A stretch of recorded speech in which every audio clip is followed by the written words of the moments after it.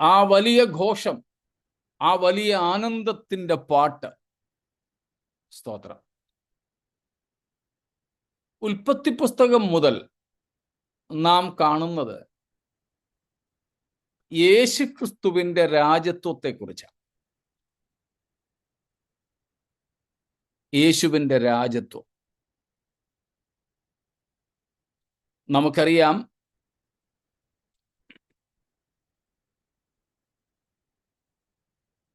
യേശു മശിഹ അഥവാ കർത്താവ് എന്ന നിലയിൽ അഭിഷിക്തനാണ്. മശിഹ എന്ന പദത്തിന്റെ പേരിന്റെ അർത്ഥം അഭിഷിക്തൻ, അനോയിന്റഡ് വൺ. മെസായ യ ക്രൈസ്റ്റ് മീൻസ് അനോയിന്റഡ്. യേശു മശിഹ എന്ന നിലയിൽ അഭിഷിക്തൻ. അഭിഷിക്തൻ എന്ന നിലയിൽ യേശുക്രിസ്തുവിന്റെ 3 വിശേഷപ്പെട്ട പദവികൾ, 3 key offices of Jesus as the Messiah, the anointed one. നമ്മൾ ഇതിനു മുമ്പും പഠിച്ചിട്ടുള്ളതാണ്, ഒരു ഓർമ്മപ്പെടുത്തൽ മാത്രമാണ്. ആ 3 ഓഫീസസ് അല്ലെങ്കിൽ പദവികളാണ് പ്രവാചകൻ, പുരോഹിതൻ, രാജാവ്. യേശുക്രിസ്തു നിത്യൻ അഥവാ സനാതനൻ എന്ന അർത്ഥത്തിൽ ക്രിസ്തു നിത്യമായി ഇത് 3 അതിൻ്റെ പ്രത്യേകമായ ശുശ്രൂഷകൾ ചെയ്യുന്ന കാലഘട്ടങ്ങൾ വ്യത്യസ്തമാണ്. നമ്മൾ പഠിച്ചിട്ടുണ്ട്, യേശു ഭൂമിയിൽ വന്ന് ശുശ്രൂഷ ചെയ്തപ്പോൾ, ഭൂമിയിൽ വന്ന് ക്രിസ്തു ശുശ്രൂഷ ചെയ്തപ്പോൾ,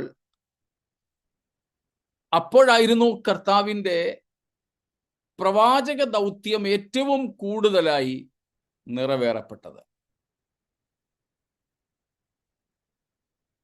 ദൈവത്തിൻ്റെ നാവായി, ദൈവത്തിൻ്റെ വായായി, ദൈവത്തിൻ്റെ ശബ്ദമായി യേശു മനുഷ്യർക്കിടയിൽ പ്രവർത്തിച്ചു. അദൃശ്യനായ ദൈവത്തെ മനുഷ്യർക്ക് വെളിപ്പെടുത്തി കൊടുത്തു. പിതാവായ ദൈവത്തെക്കുറിച്ച് ജനത്തിന് ബോധ്യം നൽകി.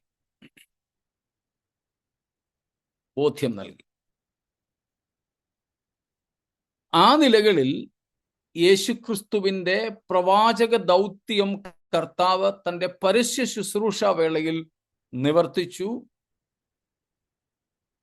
എന്നാൽ ക്രൂശിൽ യേശുക്രിസ്തു മരിച്ചപ്പോഴാണ് ഒരേ സമയം യേശു മനുഷ്യരുടെ പാപത്തിന് പരിഹാരമായി അർപ്പിക്കപ്പെടുന്ന കുഞ്ഞാടും ആ യാഗം അർപ്പിക്കുന്ന മഹാപുരോഹിതനുമായി തീർന്നത്. അപ്പോൾ ഒരേ സമയത്ത് തന്നെ കാൽവറി ക്രൂശിൽ വെച്ച് യേശുക്രിസ്തു മനുഷ്യരുടെ പാപങ്ങളുടെ പരിഹാരത്തിന് വേണ്ടി തന്നെത്താൻ അർപ്പിക്കപ്പെടുന്ന ദൈവത്തിൻ്റെ കുഞ്ഞാടായി, അതോടൊപ്പം ആ യാഗം അർപ്പിക്കുന്ന മഹാപുരോഹിതനുമായി. അവിടെ മുതൽ യേശുക്രിസ്തുവിന്റെ മഹാപുരോഹിത ശുശ്രൂഷയെ എടുത്തു കാണിക്കുന്നു തിരുവെഴുത്ത്. പ്രത്യേകിച്ച് സ്വർഗാരോഹണ ശേഷം അത് കൂടുതൽ വ്യക്തമാണ്.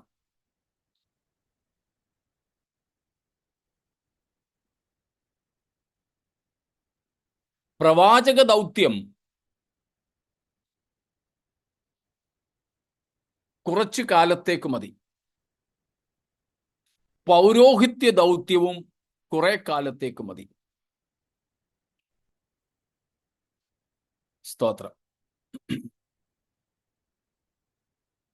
എന്നാൽ അത് രണ്ടും യേശുക്രിസ്തു ഇതുവരെയുള്ള കാലഘട്ടത്തിൽ നിവർത്തിച്ചു, അല്ലെങ്കിൽ നിവർത്തിച്ചു കൊണ്ടിരിക്കുന്നു. ഇപ്പോൾ യേശു നമുക്കറിയാം നമ്മുടെ അല്ലെങ്കിൽ നാം സ്വീകരിച്ചു പറയുന്ന, നിങ്ങളും കൂടെ പറഞ്ഞു, മഹാപുരോഹിതനാണ്. നാം സ്വീകരിച്ചു പറയുന്ന, അതായത് നാം ഏറ്റുപറയുന്ന മഹാപുരോഹിതനാണ്. പിതാവിന്റെ വലത്തുഭാഗത്ത് നമുക്ക് വേണ്ടി മധ്യസ്ഥതയണയ്ക്കുന്ന മഹാപുരോഹിതൻ. എബ്രായ ലേഖനം മുഴുവനും അതേ സംബന്ധിച്ചാണ് പറയുന്നത്, യേശു നമ്മുടെ മഹാപുരോഹിതൻ. എന്നാൽ ആ മഹാപൗരോഹിത്യ ശുശ്രൂഷ എപ്പോൾ വരത്തേക്കും മതി?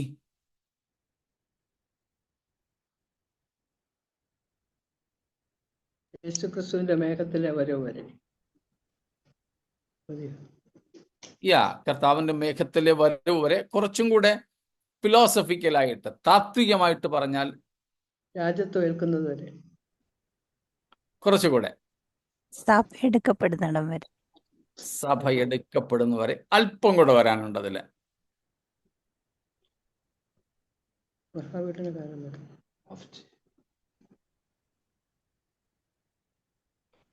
പുരോഹിതന്റെ അല്ലെങ്കിൽ മഹാപുരോഹിതന്റെ ആവശ്യകത എപ്പോഴാണ്?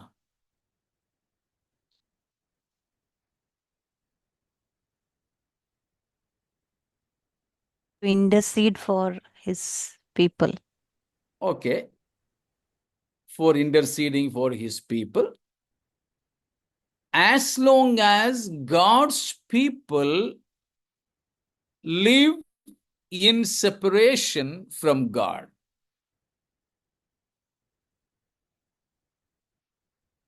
That means a high priestly ministry, otherwise a high priest is required for the church only until the church be united with God or in his presence.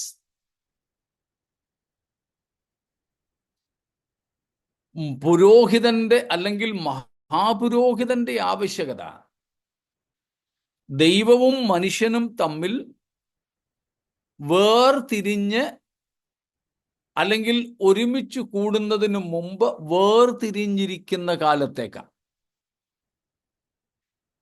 Paulose Sleeha 2 കൊരിന്ത്യർ 5-ാം അധ്യായത്തിൽ പറയുന്നത് പോലെ, നാം ഇന്ന് ശരീരത്തിൽ വസിക്കുമ്പോഴൊക്കെയും, ബാക്കി ഓർമ്മ കാണുമായിരിക്കുമല്ലോ നിങ്ങൾക്ക്,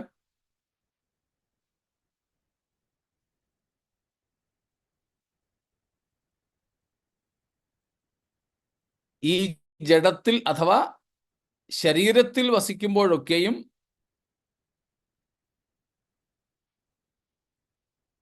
നാം കർത്താവിനോടകന്ന് പരദേശികളായിരിക്കുന്നു. കൂട്ടിച്ചേർക്കുന്നു, ഈ ലോകത്തിൽ പരദേശികളായിരിക്കുന്നു എന്ന് ഞങ്ങൾ അറിയുന്നു, അല്ലെങ്കിൽ നമ്മൾ അറിയുന്നു. അപ്പോൾ നമ്മൾ ഈ ശരീരത്തിൽ വസിക്കുമ്പോൾ കർത്താവിനോട് അക്ഷരീകമായി അടുത്തല്ല, അകന്നാണ്. അതാ പൗലോസ് അവിടെ ഉദ്ദേശിക്കുന്നത്. അങ്ങനെ ദൈവത്തിൽ നിന്നും അകന്നു കഴിയുന്ന കാലത്തേക്ക് മതി നമുക്ക് ഇടയിൽ നിൽക്കാൻ ഒരുവനെ. ഇടയിൽ നിൽക്കുന്നയാളാണല്ലോ പുരോഹിതൻ, മഹാപുരോഹിതൻ, മധ്യസ്ഥൻ, ഇടനിലക്കാരൻ, ഇന്റർസെസർ, mediator, high priest. He stands in between two parties.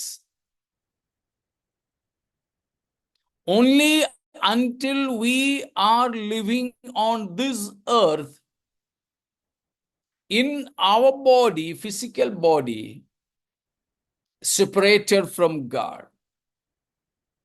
നാം ഈ ശരീരത്തിലായിരിക്കുന്നിടത്തോളം കാലം നമ്മുടെ കർത്താവിനോട് അകന്നു കഴിയുന്നു. അങ്ങനെ കർത്താവിനോട് അകന്നു കഴിയുമ്പോൾ മാത്രം മതി നമുക്ക് ഒരു പുരോഹിതന്റെ അല്ലെങ്കിൽ മഹാപുരോഹിതന്റെ ആവശ്യകത. എന്ന് വെച്ചാൽ നിങ്ങളൊക്കെ പറഞ്ഞതുപോലെ കർത്താവ് മേഘത്തിൽ വരുന്നത് വരെ, അല്ലെങ്കിൽ സഭ എടുക്കപ്പെടുന്നത് വരെ. അപ്പോൾ അതിനെ ഒന്ന് താത്വികമായിട്ട് ഞാൻ അവതരിപ്പിച്ചു എന്നേ ഉള്ളൂ.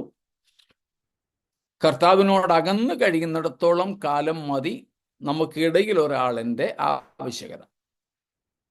സഭ എടുക്കപ്പെട്ടു, നിത്യത ആരംഭിക്കുന്നു, നമ്മൾ ദൈവത്തോട് കൂടെ ആയിരിക്കും. ദൈവത്തോട് കൂടെ അക്ഷരീയമായി നാം ആയിരിക്കുമ്പോൾ പിന്നെ നമുക്ക് ഇടയിൽ ഒരാളിൻ്റെ ആവശ്യകത ഇല്ല. സ്തോത്രം. നമുക്ക് പാപം ചെയ്യാൻ കഴിയാത്ത അവസ്ഥയിലേക്ക്, പാപമില്ലാത്ത ഒരു ലോകത്തിലേക്ക് നാം പ്രവേശിക്കുകയായി.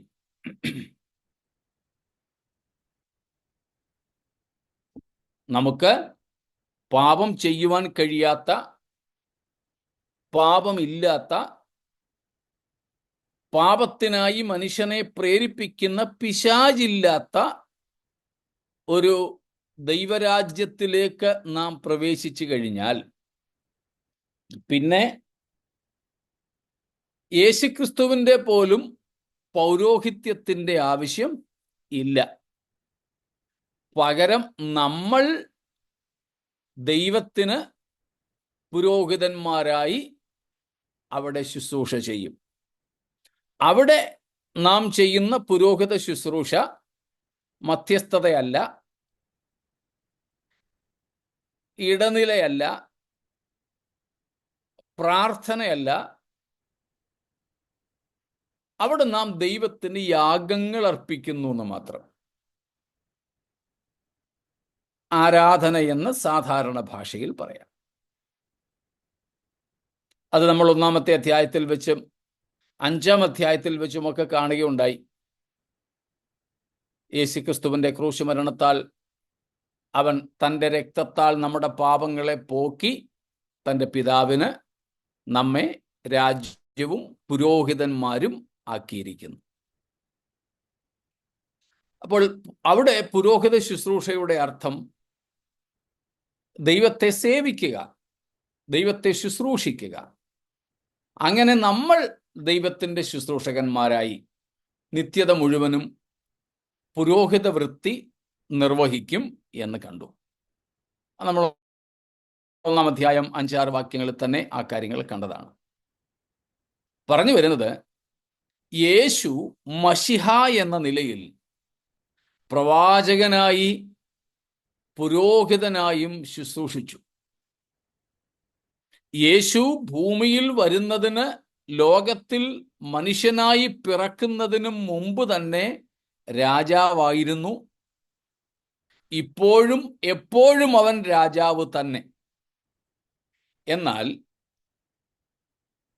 സകലത്തിൻ്റെ മേലും യേശുക്രിസ്തുവിൻ്റെ രാജത്വം എല്ലാവരും സ്വമേധയാ സ്വീകരിച്ചും വിധേയപ്പെട്ടും ഇതുവരെയും വന്നിട്ടില്ല. തെറ്റിദ്ധരിക്കരുത്. യേശു നിത്യനായതുകൊണ്ട് അവൻ നിത്യരാജാവാണ്. യേശു രാജാവല്ലാതെ ഒരിക്കലും ഇരുന്നിട്ടില്ല.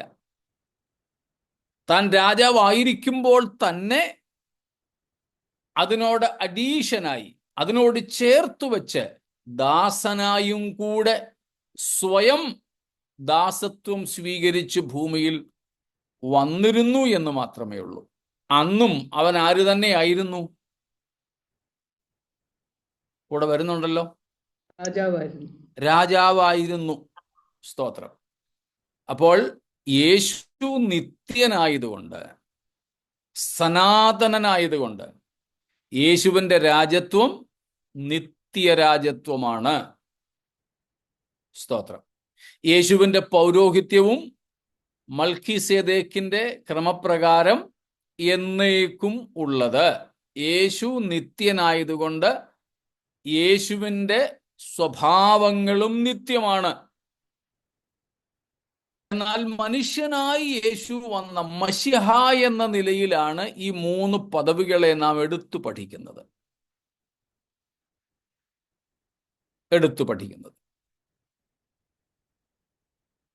പ്രവാചകനായി പ്രവാചക ദൗത്യം നിർവഹിച്ചു. അതിൽ പിതാവിനെ വെളിപ്പെടുത്തുക എന്നതായിരുന്നു പ്രധാനപ്പെട്ട ദൗത്യം. സ്വർഗരാജ്യത്തെക്കുറിച്ച് അറിയിക്കുക, പിതാവിനെ കുറിച്ച് നമ്മോട് പറഞ്ഞു തരിക,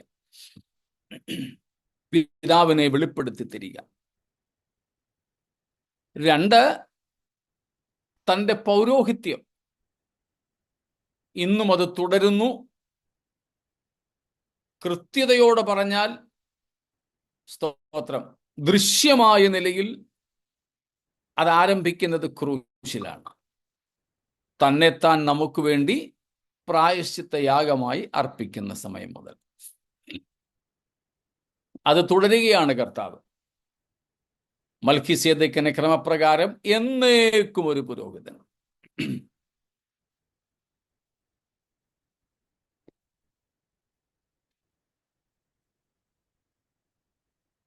യേശു ഈ രണ്ടിനേക്കാളും, പ്രവാചകൻ എന്നതിനേക്കാളും പുരോഹിതൻ എന്നതിനേക്കാളും അധികമായും യേശു രാജാവാണ്.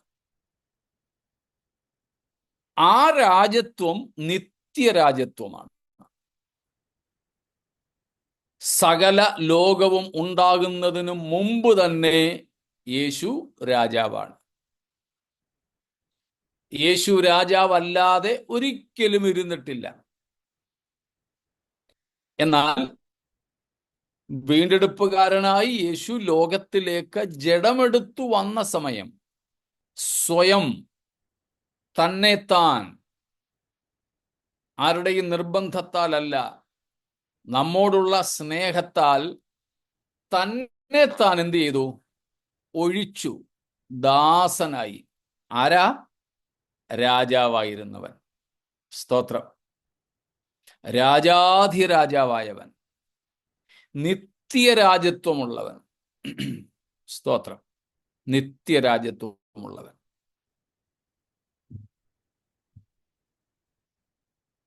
ആ ഒരു ഹ്രസ്വ കാലഘട്ടത്തിൽ മാത്രമാണ് യേശു രാജാവിൻ്റെ പദവികളൊന്നും പ്രത്യേകിച്ച് ഉപയോഗിക്കാതിരുന്നത്.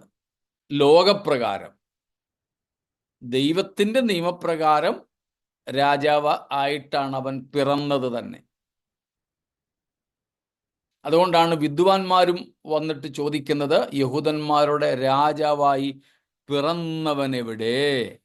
സ്തോത്രം. അപ്പോൾ യേശു തൻ്റെ പിറവിയിൽ തന്നെ രാജാവായിരുന്നു. യേശു ജനിച്ചത് ഇസ്രായേലിലെ ഏറ്റവും പ്രധാന ഏകരാജകുടുംബമായ, അല്ലെങ്കിൽ നിത്യരാജകുടുംബമായ ദാവീദിന്റെ കുടുംബത്തിലാണ്. അത് തന്റെ രാജത്വത്തെ തെളിയിക്കുന്നു. സ്തോത്രം. ദാവീദിന്റെ പട്ടണത്തിൽ ജനിച്ചു. അതും തന്റെ രാജത്വത്തെ തെളിയിക്കുന്നു. യേശുവിന് വിദ്വാൻമാർ അർപ്പിച്ച അർപ്പണങ്ങൾ, പ്രത്യേകിച്ച് അതിലെ പൊന്ന്, തന്റെ രാജത്വത്തെ കാണിക്കുന്നു. ഏറ്റവും ഒടുവിലായി നാം കാണുന്നു,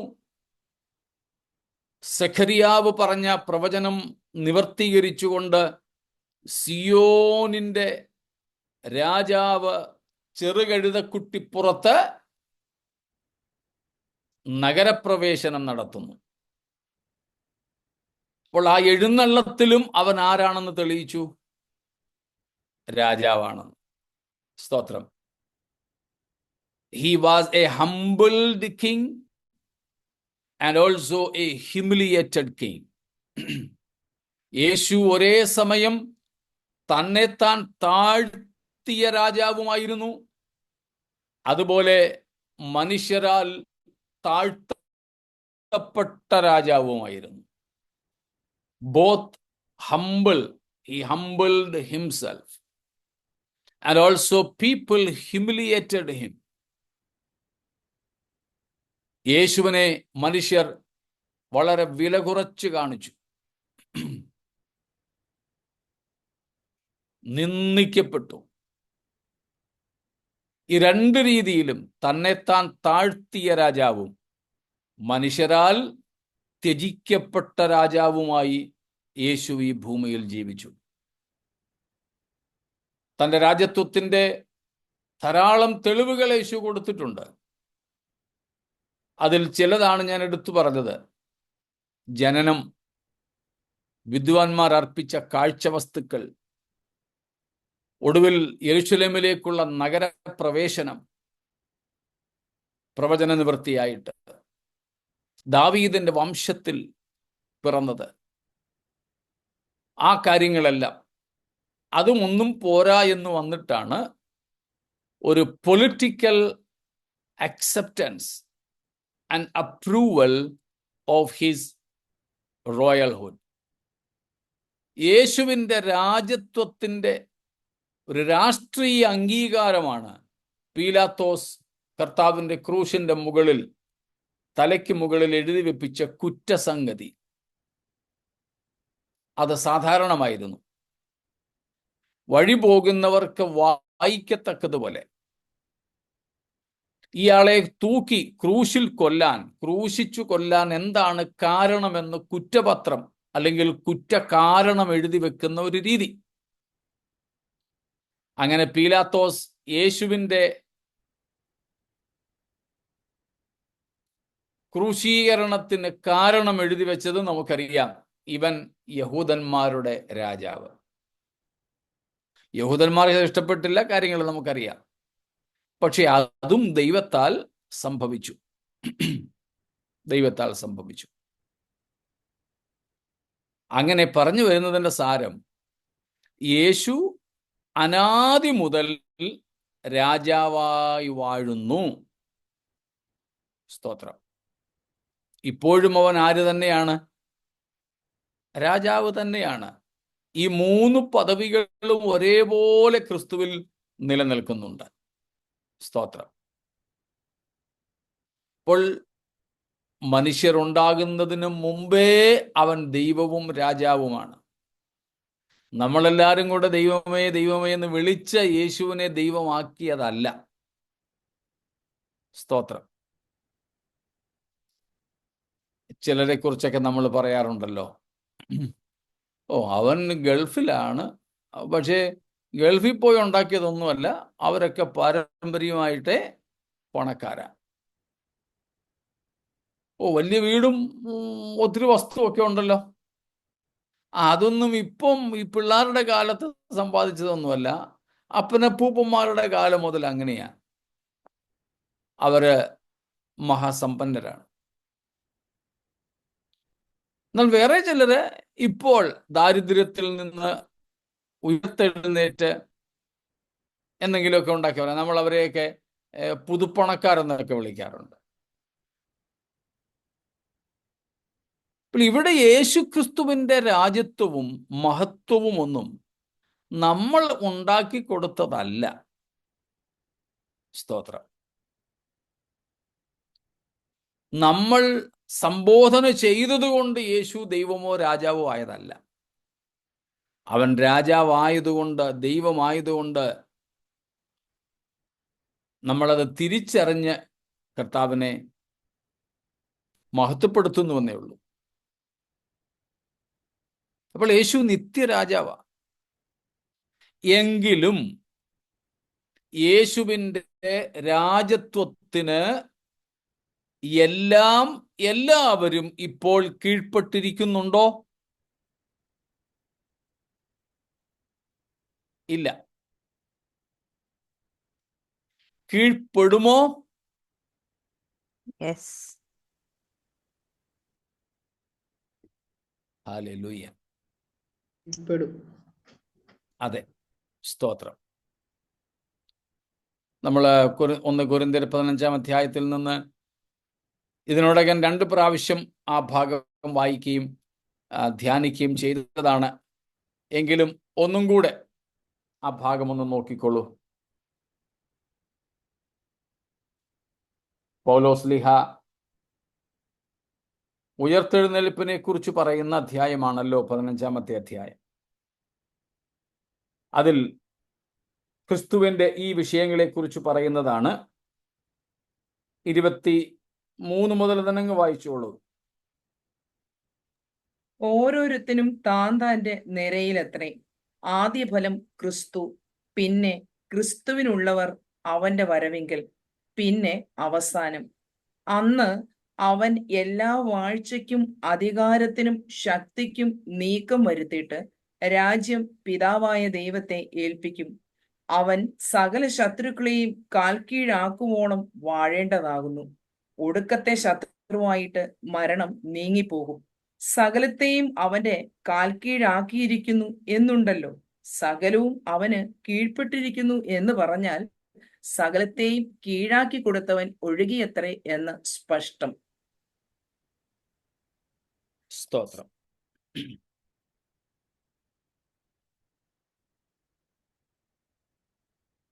ഇതിനോട് ചേർത്ത് എബ്രായർ 2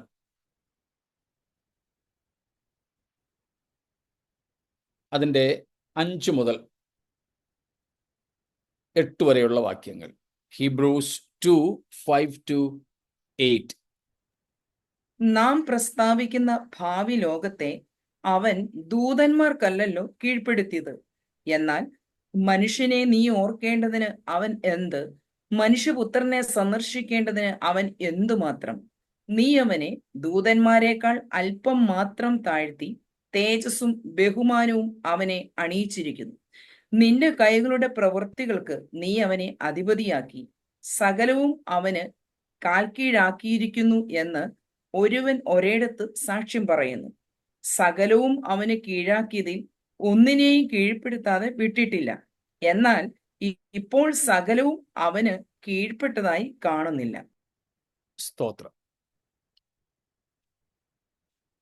ഈ 2 ഭാഗങ്ങളും കൂടെ ചേർത്ത് നാം നോക്കുമ്പോൾ യേശുക്രിസ്തു നിത്യ രാജാവാണ്. എന്നാൽ ഇന്ന് സകലവും യേശുക്രിസ്തുവിന് ക്രിസ്തുവിന്റെ രാജത്വത്തെ അംഗീകരിച്ചുകൊണ്ട് വിധേയപ്പെട്ട് കാണുന്നില്ല.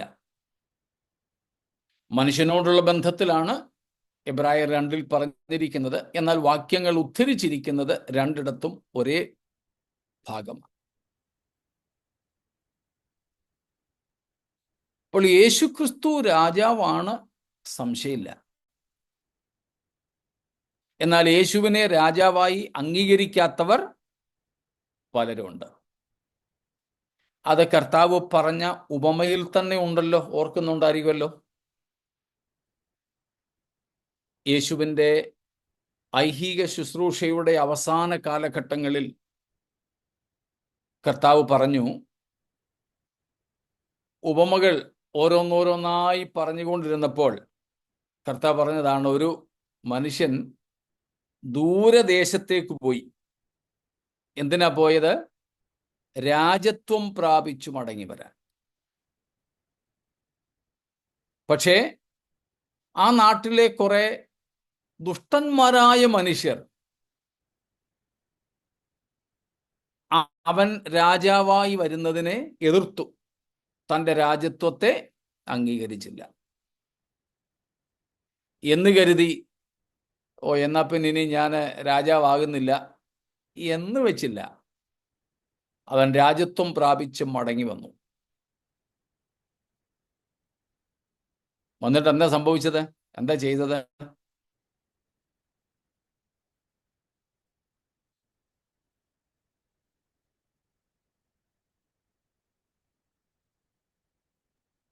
അവരെ നിഗ്രഹിച്ചു. തൻ്റെ രാജത്വത്തെ അംഗീകരിക്കാതെ ആ വല്ലാത്തവരെ വല്ലാതെ നിഗ്രഹിച്ച് തക്ക സമയത്ത് അനുഭവം കൊടുക്കുന്ന വേറെ കുടിയാന്മാർക്ക് തൊട്ടമേൽപ്പിക്കും. സ്തോത്രം.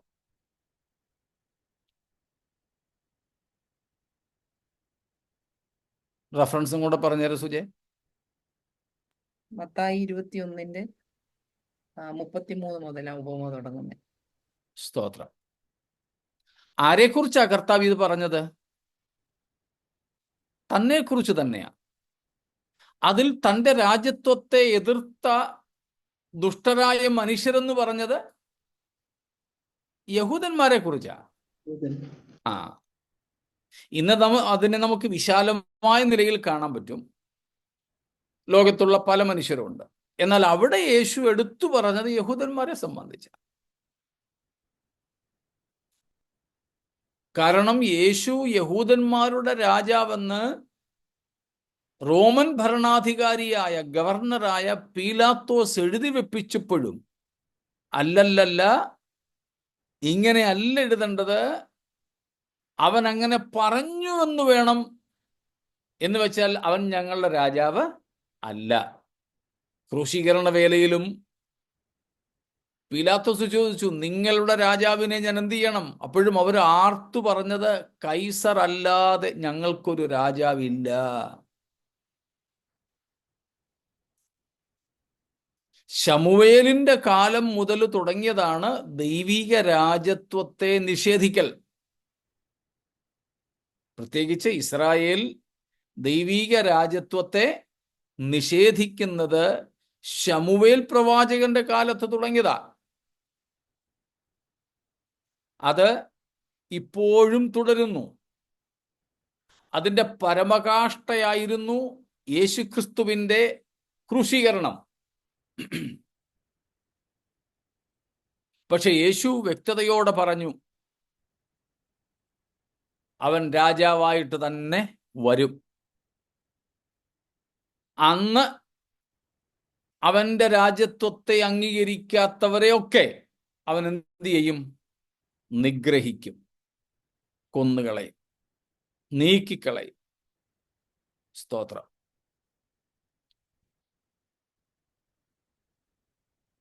അപ്പോൾ ഇന്ന് യേശു രാജാവാണെങ്കിലും യേശുവിൻ്റെ രാജത്വത്തിന് സ്വമേധയാ വിധേയപ്പെടാത്ത യഹൂദന്മാരുൾപ്പെടെയുള്ള പല സമൂഹങ്ങളെ കാണാം.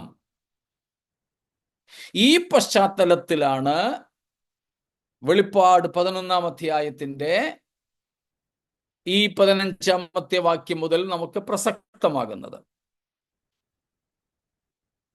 സ്തോത്രം.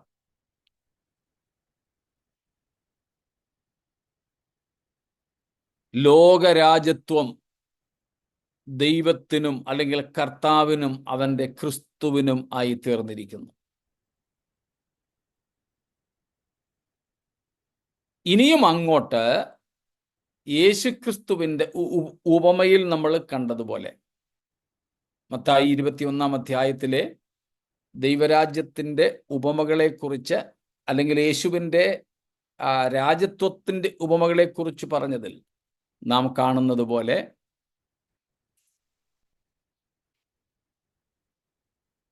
യേശുവിൻ്റെ രാജത്വത്തെ അംഗീകരിക്കാത്തവരെ നീക്കിക്കളഞ്ഞ്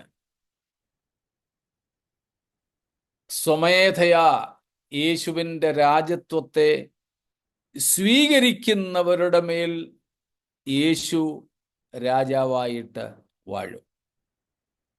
സ്തോത്രം.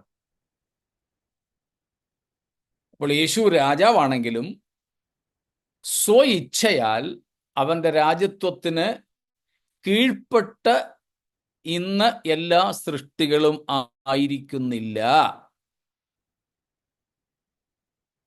എന്നാൽ ഇവിടെ ഇന്നത്തെ പോലെയുള്ള മത്സരങ്ങളും മത്സരികളും എതിരുകളും എതിരാളികളും ഇല്ലായിരിക്കും.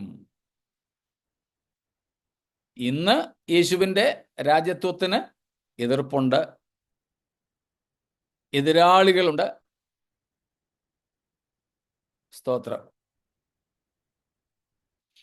എന്നാൽ അന്ന് ഇതൊന്നുമില്ലാതെ എതിർക്കുന്നവരെ മുഴുവനും നീക്കിക്കളഞ്ഞിട്ട് യേശുവിൻ്റെ രാജത്വത്തെ, യേശുവിൻ്റെ കർത്തൃത്വത്തെ സ്വമേധയാ ജീവിതത്തിൽ ഏറ്റുകൊണ്ടവർ മാത്രമായിരിക്കും ഈ രാജ്യത്തിലേക്ക് പ്രവേശിക്കുന്നത്. വ്യക്തമാണോ?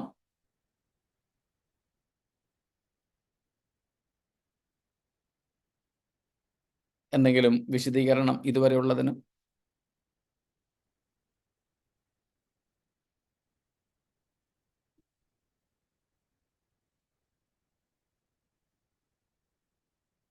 ഈ 11-ന്റെ 15-ൽ എല്ലാവരും അംഗീകരിക്കുന്നുണ്ടോ? ലോകരാജ്യത്വം ക്രിസ്തുവിൻ്റെതായി. അതെ. മറ്റെല്ലാ വാഴ്ചകൾക്കും അധികാരങ്ങൾക്കും ക്രിസ്തു മാറ്റം നീക്കം വരുത്തും. വരുത്തുന്നു.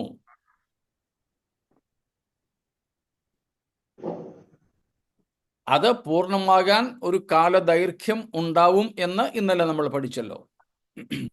ഒരു ദിവസം കൊണ്ട് അത് ആകുന്നില്ല. ആക്കാം, പക്ഷേ കർത്താവ് അങ്ങനെയല്ല ചെയ്യുന്നത്. ഒറ്റയടിക്ക് നിമിഷ നേരം കൊണ്ട് ശത്രുക്കളെ മുഴുവനും ഇല്ലാതാക്കാം, പക്ഷെ കർത്താവ് അങ്ങനെ ചെയ്യുന്നില്ല. ഈവൻ ഇപ്പോൾ പോലും കർത്താവ് പറയുന്ന ഉപമയിലുണ്ട്, ആവർത്തിച്ച് പല ഉപമകൾ പറയുന്നുണ്ട്.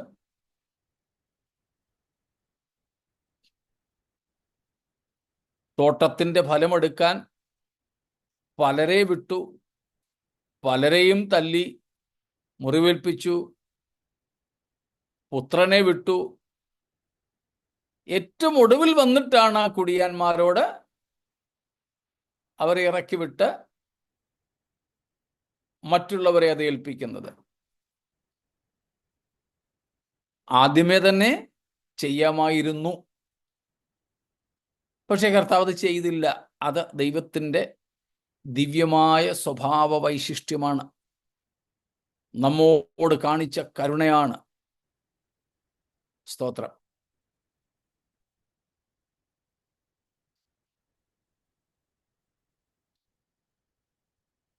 ലൂസിഫറോ മനുഷ്യന് മുമ്പുള്ള ജീവികളോ പാപം ചെയ്തപ്പോൾ അവരെ മുഴുവനും നിഗ്രഹിച്ച് നീക്കിക്കളഞ്ഞിട്ട്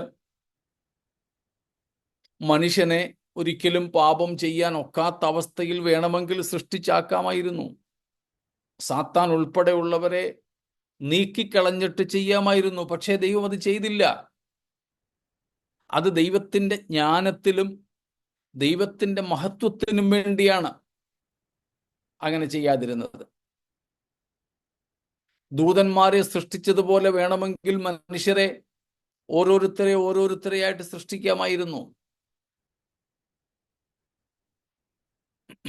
ദൈവം അങ്ങനെയൊന്നും അല്ല തിരഞ്ഞെടുത്തത്.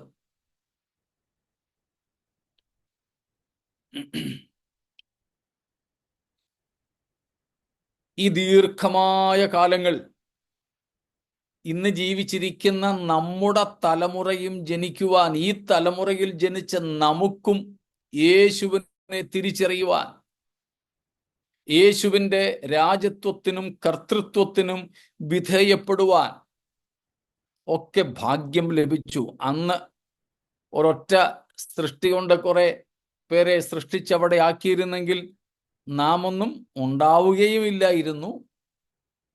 നാം ഈ ദൈവിക പദ്ധതിയിൽ, ദൈവസ്നേഹത്തിൻ്റെ ആ ചങ്ങലയിൽ ചേർക്കപ്പെടുകയുമില്ലായിരുന്നു. അപ്പോൾ ഇതെല്ലാം ദൈവത്തിൻ്റെ ജ്ഞാനമാണ്, ദൈവത്തിൻ്റെ മഹത്വത്തിന് വേണ്ടിയാണ്.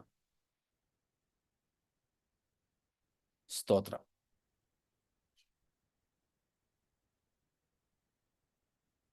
മനസ്സിലാവുന്നുണ്ടല്ലോ?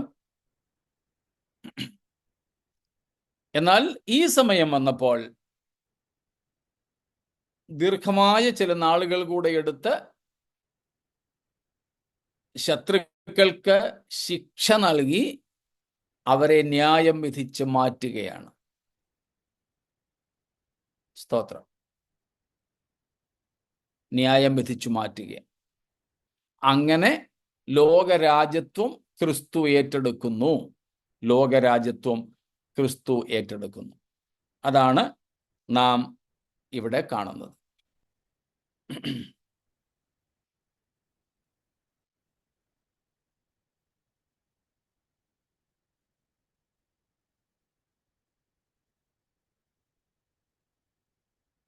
മറ്റെന്തെങ്കിലും സംശയങ്ങൾ?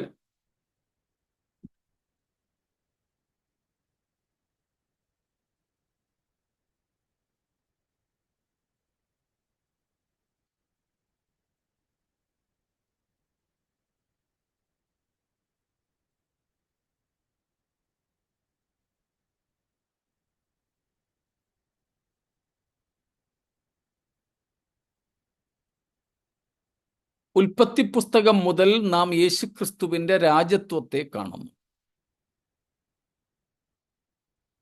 നമ്മൾ നേരത്തെയും കണ്ടു, ബൈബിളിലെ ആദ്യത്തെ പ്രവചനം യേശുവിനെ പറ്റിയ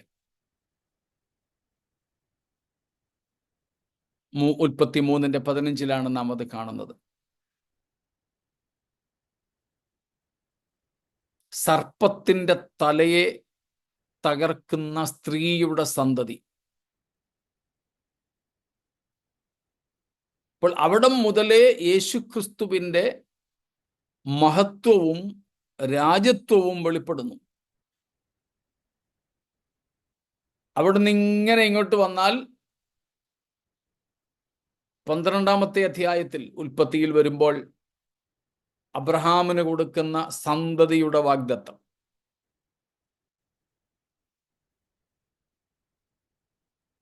തീരുന്നില്ല, കുറെ കൂടെ വ്യക്തത കൈവരുന്നത് 49-ാം അധ്യായത്തിലേക്ക് വരുമ്പോഴാണ്. യഹൂദയോടുള്ള,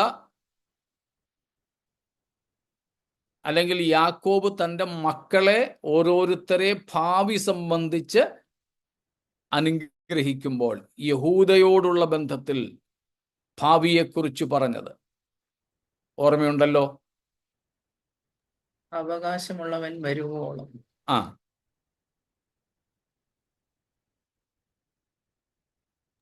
ചെങ്കോൽ യഹൂദയിൽ നിന്നും. സ്തോത്രം.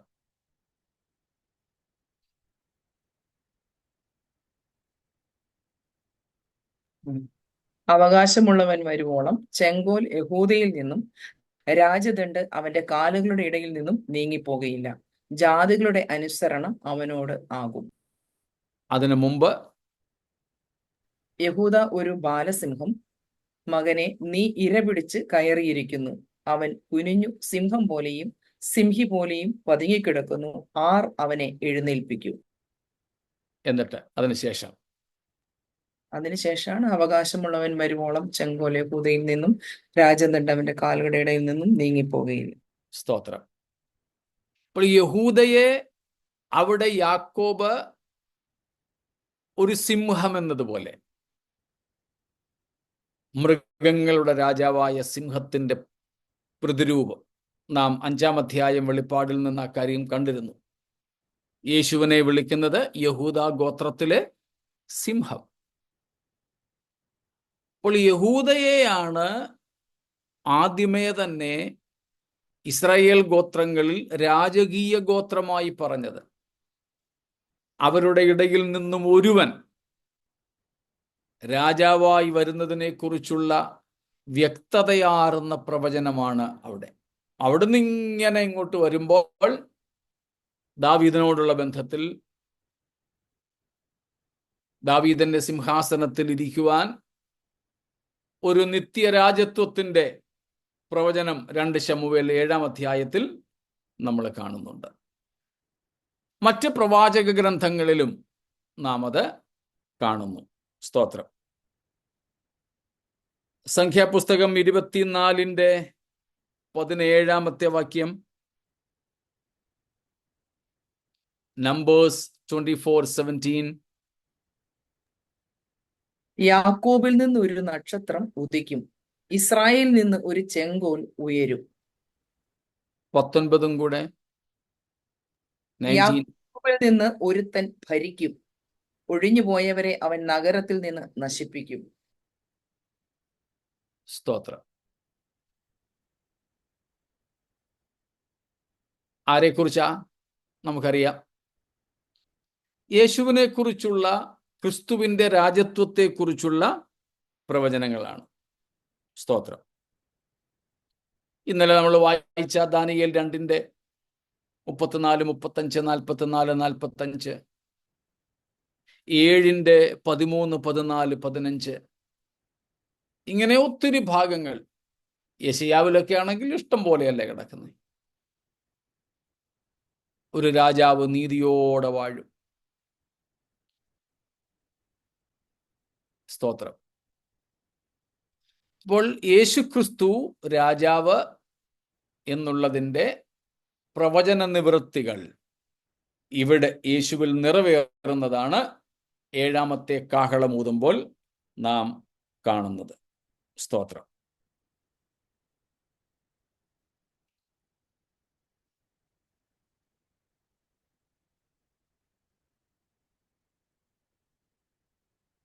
അങ്ങനെ യേശു രാജാധിരാജാവായി ഭരണമേൽക്കുന്നു. ഇനിയും വേറെ ഒരു ഇലക്ഷൻ ഇല്ല. സ്തോത്രം. പണ്ട് കാനമച്ചൻ പറഞ്ഞത് ഓർക്കുന്നുണ്ട്, ഇന്ന് ഏതൊരു പാർട്ടി ഭരിച്ചാലും ഒരു പ്രതിപക്ഷം ഉണ്ട്. ശക്തമോ അശക്തമോ ആകാം, എന്നാൽ പ്രതിപക്ഷമുണ്ട്. എന്നാൽ പ്രതിപക്ഷമില്ലാത്ത ഒരു രാഷ്ട്രം, പ്രതിപക്ഷ ഭരണമില്ലാത്ത ഒരു ഭരണം, അത് നമ്മുടെ കർത്താവായ യേശുവിൻ്റെ ഭരണമാണ്. സ്തോത്രം. അതാണ് ഇവിടെ സംഭവിക്കുന്നത്. ലോകരാജ്യത്വം കർത്താവിനും അവൻ്റെ ക്രിസ്തുവിനും ആയി എന്നുള്ള കാര്യം നാം ഇവിടെ കാണുന്നത് അതാണ്. അതിൻ്റെ നിവൃത്തികളിലേക്ക് വരണമെങ്കിൽ നമുക്ക് 19-ാം അധ്യായത്തിലേക്ക് വരണം. 19:16 കാണുന്നു, യേശുക്രിസ്തുവിൻ്റെ വസ്ത്രത്തിന്മേലും തുടമയിലും ഒരു എഴുത്തുണ്ട്. അത് പീലാത്തോസ് അറിയാതെ എഴുതിയതുപോലെ എഴുതിയതല്ല. ആ എഴുത്ത് രാജാധിരാജാവെന്നും കർത്താധികർത്താവ് എന്നുമാണ്. സ്തോത്രം. King of Kings and Lord of Lord's. സ്തോത്രം.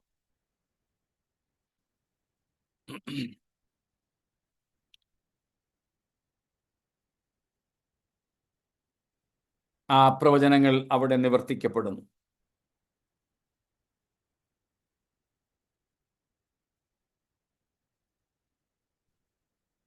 ആ രാജ്യത്വം ഏൽക്കുമ്പോൾ നാം വെളിപ്പാട് 11:16 കാണുന്നു, 24 മൂപ്പന്മാരും വീണ്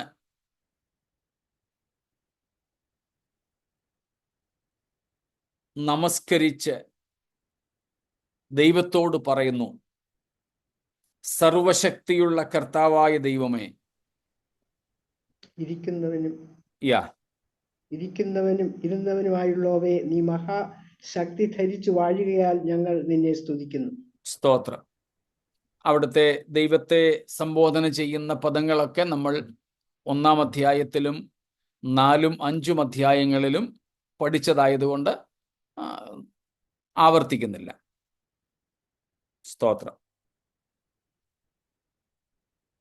18-ാമത്തെ അധ്യായത്തിൽ നാം വാക്യത്തിൽ നമ്മൾ കാണുന്നു, ജാതികൾ കോപിച്ചു. അതിനെപ്പറ്റി നമ്മൾ ഇന്നലെ കണ്ടു. നിന്റെ കോപവും വന്നു. ദൈവം സ്നേഹമായതുകൊണ്ട് കോപിക്കത്തില്ലെന്ന് പറയുന്ന ഒരു പഠിപ്പിരിയ ഇക്കാലത്തുണ്ട്.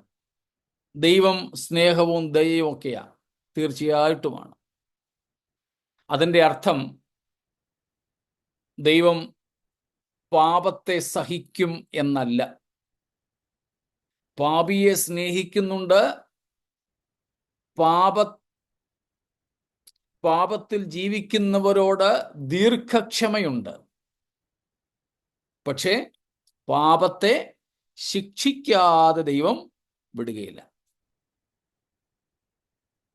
അതാണ് മനുഷ്യരുടെ അധർമ്മത്തിന് റോമാലേഖനം 1:18 വാക്യം കൂടെ വായിച്ചോളൂ. റോമൻസ് 1:18. അനീതി കൊണ്ട് സത്യത്തെ തടുക്കുന്ന മനുഷ്യരുടെ സകല അഭക്തിക്കും അനീതിക്കും നേരെ ദൈവത്തിന്റെ കോപം സ്വർഗത്തിൽ നിന്ന് വെളിപ്പെടുന്നു. സ്തോത്രം. ദൈവത്തിൻ്റെ കോപവും ക്രോധവും പാപത്തിനെതിരായി വെളിപ്പെടുന്നതിന് മുമ്പ് പാപികളോട് ദൈവത്തിൻ്റെ ദയ വെളിപ്പെട്ടു, സ്നേഹം വെളിപ്പെട്ടു. അതുകൊണ്ട് 17 വരെയുള്ള വാക്യങ്ങളിൽ പൗലോസ് പറയുന്നു, ദൈവത്തിൻ്റെ നീതി വിശ്വാസം നിമിത്തവും, അതും കൂടെ വായിച്ചു, 16ഉം 17ഉം കൂടെ, അല്ലെങ്കിൽ 14 തൊട്ട് വായിച്ചു. യവനന്മാർക്കും റോമർ 1:14 തൊട്ട്. യവനന്മാർക്കും ബർബരന്മാർക്കും ജ്ഞാനികൾക്കും ബുദ്ധിഹീനർക്കും ഞാൻ കടക്കാരനാകുന്നു. അങ്ങനെ റോമയിലുള്ള നിങ്ങളോടും സുവിശേഷം അറിയിപ്പാൻ എന്നാലാവോളം ഞാൻ ഒരുങ്ങിയിരിക്കുന്നു. സുവിശേഷത്തെക്കുറിച്ച് എനിക്ക് ലജ്ജയില്ല. വിശ്വസിക്കുന്ന ഏവനും, ആദ്യം യഹൂദനും പിന്നെ യവനനും, അത് രക്ഷയ്ക്കായി ദൈവശക്തിയാകുന്നുവല്ലോ. അതിൽ ദൈവത്തിന്റെ നീതി വിശ്വാസം ഹേതുവായും വിശ്വാസത്തിനായിക്കൊണ്ടും വെളിപ്പെടുന്നു. നീതിമാൻ വിശ്വാസത്താൽ ജീവിക്കും എന്ന് എഴുതിയിരിക്കുന്നുവല്ലോ. കണ്ടോ, 2 വെളിപ്പാടുകൾ. ആദ്യം ദൈവത്തിൻ്റെ നീതിയാണ് വെളിപ്പെട്ടത്. വിശ്വാസത്താലും, അതാണ് വിശ്വാസം ഹേതുവായി.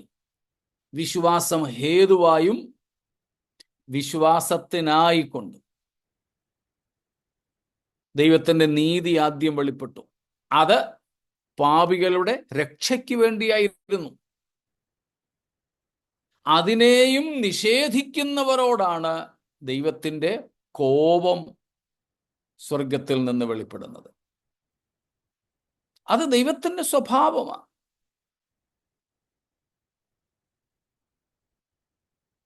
അതിൻ്റെ ഒരു പൂർത്തീകരണമാണ് നാം വെളിപ്പാട് 11:18 കാണുന്നത്. ജാതികൾ കോപിച്ചു, നിന്റെ കോപവും വന്നു. സ്തോത്രം. അവിടെ എന്തൊക്കെയാ ബാക്കി ചെയ്തത്? 1, മരിച്ചവരെ ന്യായം വിധിക്കുന്നു. 2, ദൈവത്തിൻ്റെ ദാസന്മാരായ പ്രവാചകന്മാർക്കും വിശുദ്ധന്മാർക്കും ചെറിയവരും വലിയവരുമായി ദൈവത്തിൻ്റെ ഭക്തന്മാർക്കും പ്രതിഫലം കൊടുക്കുന്നു. 3, ഭൂമിയെ നശിപ്പിക്കുന്നവരെ നശിപ്പിക്കുന്നു. 3 കാര്യങ്ങൾ. മരിച്ചവരെ ന്യായം വിധിക്കുന്നു. കാരണം ഇപ്പോൾ പറയുന്നത് മരിക്കാത്തവരായിട്ട് വേറെ ആരും ഇല്ല. അതുകൊണ്ടാണ് 20-ാം അധ്യായത്തിൽ 11 മുതൽക്കുള്ള വാക്യങ്ങൾ നമ്മൾ കാണുന്നത്, മരിച്ച ആബാലവൃദ്ധം പേരെയും ആ വലിയ വെള്ളസിംഹാസനത്തിന് മുമ്പിൽ കർത്താവ് അണിനിരത്തുന്നു. ആബാലവൃദ്ധം, ബാലന്മാർ തുടങ്ങി വൃദ്ധന്മാർ വരെ സകലരെയും, മരിച്ച സകലരെയും. ഇത് അന്തിമ ന്യായവിധിയെ കുറിക്കുന്നത്. അന്തിമ ന്യായവിധിയുടെ മറ്റൊരു പേരാണ് മരിച്ചവരുടെ ന്യായവിധി.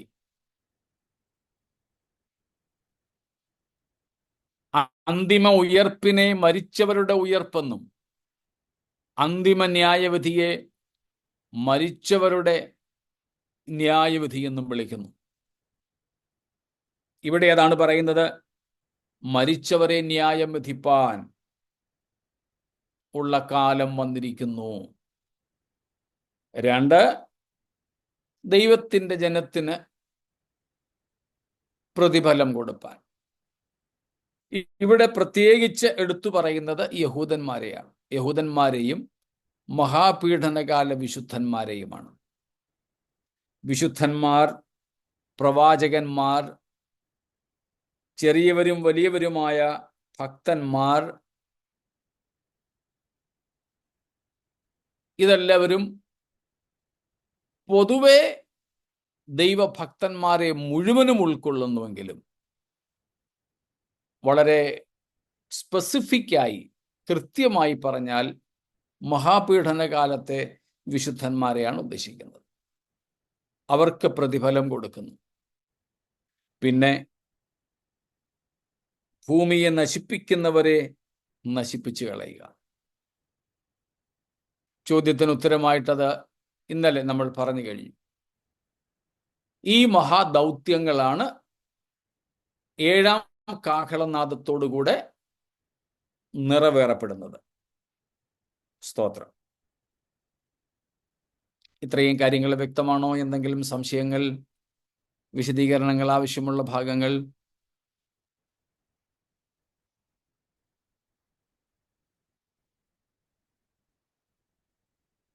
സ്തോത്രം. ഒന്നും ഇല്ല എങ്കിൽ നമുക്ക് ഈ ചിന്തകളോടെ ഇന്നിവിടെ നിർത്താം. അവസാന വാക്യത്തിലേക്ക് നമുക്ക് കർത്താവിൻ്റെ വരവ് താമസിച്ചാൽ നാളെ എത്താം. യേശുക്രിസ്തുവിൻ്റെ രാജത്വത്തെ സ്വമനസ്സ അംഗീകരിച്ച് സ്വമേധയാ യേശുവിൻ്റെ കർത്തൃത്വത്തിനും രാജത്വത്തിനും കീഴ്പ്പെട്ട് ജീവിപ്പാൻ ദൈവം നമുക്ക് ഭാഗ്യം നൽകിയതോർത്ത് സ്തോത്രം. Praise God. യേശുക്രിസ്തുവിനെ കർത്താവും രക്ഷിതാവുമായി സ്വീകരിക്കുക എന്ന ഒരു പ്രയോഗം നമ്മുടെ ഇടയിലുണ്ട്. അതിൻ്റെ ശരിയായ അർത്ഥം യേശുവിൻ്റെ രാജത്വത്തെ അംഗീകരിച്ച് നമ്മെ യേശുവിൻ്റെ കർത്തൃത്വത്തിന്, രാജത്വത്തിന് കീഴാക്കി കൊടുക്കുക എന്നാണ്. ഈ ലോകത്തിൽ വച്ച് യേശുവിൻ്റെ കർത്തൃത്വത്തിൽ ജീവിക്കുന്നവർക്ക് മാത്രമേ ദൈവരാജ്യത്തിലേക്ക് പ്രവേശനമുള്ളൂ. നമ്മൾ കണ്ടു അതെങ്ങനെയുള്ള രാജ്യമാണെന്ന്. ആകയാൽ നമ്മുടെ ജീവിതത്തെ സമർപ്പിച്ച് യേശുവിൻ്റെ കർത്തൃത്വത്തിന് വിധേയപ്പെട്ട് കർത്താവിൻ്റെ വരവിനായിട്ട് ഒരുങ്ങാം. ഈ വചനങ്ങളാൽ ദൈവം നമ്മെ അനുഗ്രഹിക്കുമാറാകട്ടെ. സ്തോത്രം.